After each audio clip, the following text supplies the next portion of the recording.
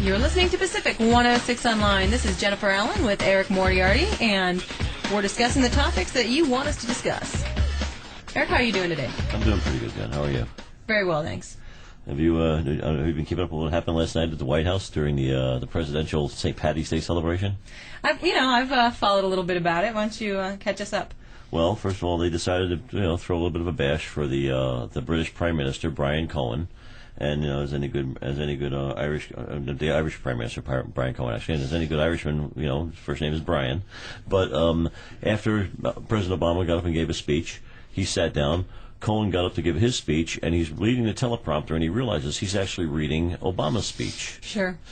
And so what he does is he turns around, he looks at Obama, he goes, looks like they're giving me your speech to read. So Obama gets back up there and he starts reading the teleprompter and speaking. What he doesn't realize is that in the meantime, supposedly the smartest man who's ever been our president is actually reading Cohen's speech now. And he keeps on reading the speech and going on straight with it until he gets to the point where he starts congratulating himself for having them there. Well, sometimes it's good to pat yourself on the back.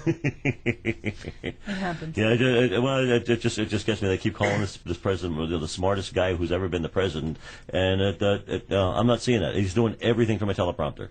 There has been nobody in the White House ever who has ever done. This guy. If he goes and if he goes and cuts the ribbon at a Kmart, he's going to have a teleprompter with him. It bugs the heck out of me that they're giving this guy way much more credit than he deserves. Well, I think this is the way of things going on right now, because I think anytime you've got, and of course we saw the gaffes during the election process, that they don't want him to go off teleprompter, whether or not he's wanting to do it. They're trying to protect what's said, because anything that gets misconstrued is going to get grabbed by everybody and twisted around and turned on him. And he's got some amazing speechwriters, so why not use a teleprompter?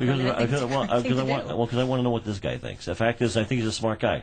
I don't think he's a dummy, but at the same time, we're not seeing who Barack Obama is. We're seeing who they want us to see. You got guys like Michael Beschloss, a presidential historian. This guy, I've known he's always been a liberal, but he's turned into the big. His credibility as a presidential historian, as far as I'm concerned, took a dive right down the tubes. You got that cut of his? Yeah, this is when he was talking to Don Imus. This is a guy whose IQ is off the chart. Well, what is his IQ? I would say I'd say he's probably the smartest guy ever to become president. Yeah. So I'm going to put him in the same ranks as Thomas Jefferson, please. Like I said, he's probably a really great guy. Went to Harvard. I don't have any doubts that he's got something upstairs. But this guy here turning from a presidential historian to a presidential butt boy.